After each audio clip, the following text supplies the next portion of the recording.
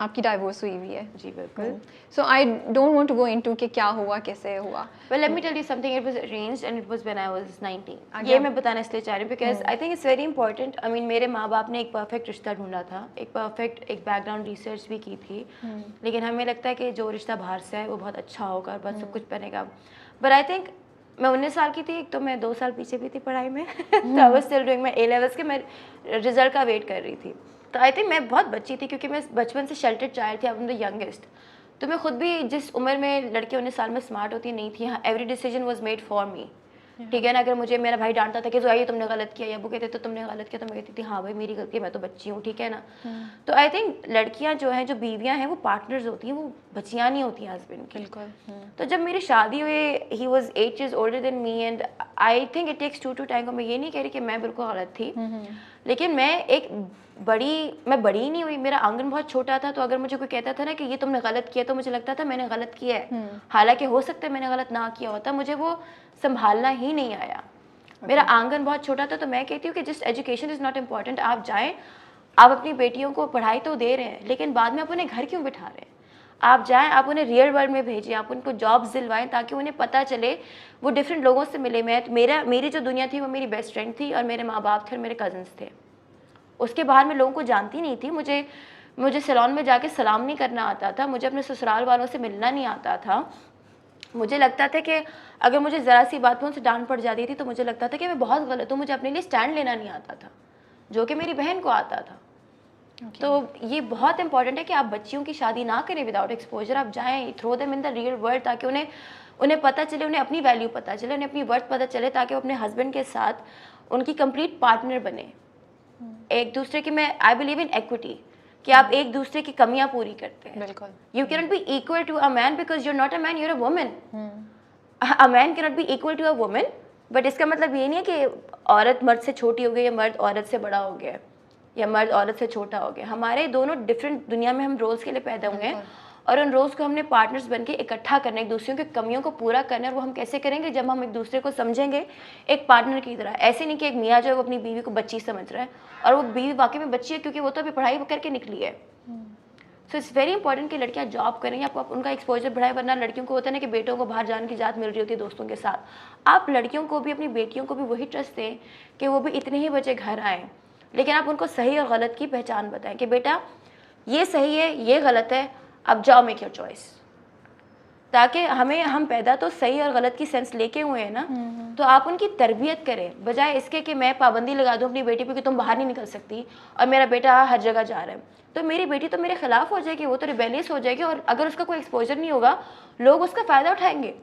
कोई उसे कॉल करके उसे बुद्धू बना सकता है, उसको लोग बहुत जल्दी धोखा दे सकेंगे क्योंकि उसने तो दुनिया को एक्सपीरियंस ही नहीं किया होगा। लेकिन एक लड़की जिसने हर किस्म के इंसान से डील किया हुआ है, उसको पता होगा कि ये झूठ बोल रहा है, she would be able to see right through them, she will be learning from their mistakes. क्योंकि मेरे साथ हुआ है, मेरा आंगन बहुत छोटा था, एंड आफ्टर दैट जब मेरी डिवोर्स हुई उसके बाद अम्मी को भी ये रियलाइज़ हुआ, मेरे भाई को भी ये रियलाइज़ हुआ कि इसका आंगन बहुत छोटा है, इसका हराइजन एक्सपैंड करना है। तो that's why they sent me. उन्होंने मेरे अपने कहते कि बेटा हम हैं, you can fall back on us, लेकिन जाओ अपनी मिस्टेक्स बनाओ, अपने ओन पे रहो, अपना कमाओ।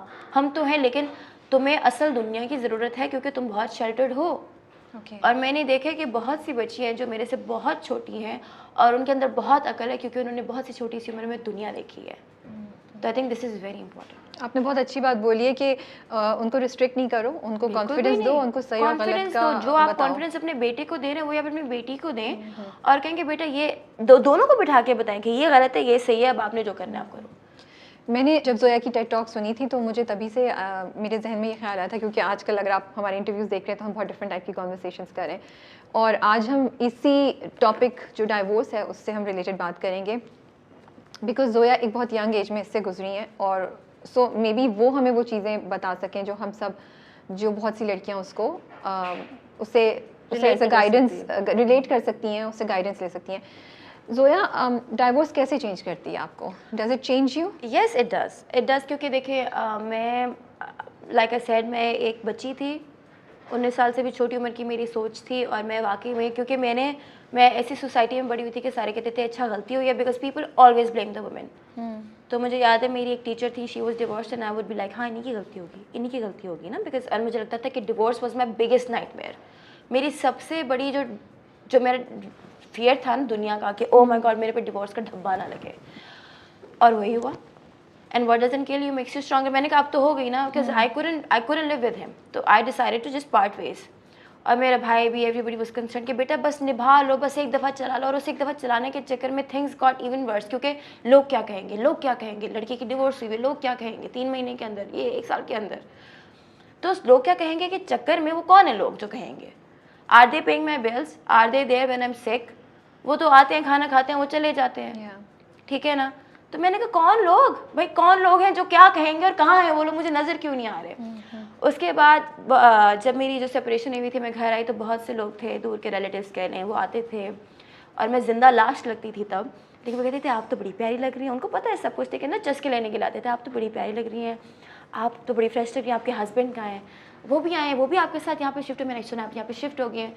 People are that cruel, but they were nice people as well, जो जिनसे मैं एक्सपेक्ट भी नहीं करी थी। They were there every day for me, giving me lessons, मुझे इनकरेज कर रहे हैं कि चलो उठो जोया, आज यहाँ चलें, चलो जोया उठो ये करें, चलो वापस पढ़ाई शुरू करो, ये करो वो करो।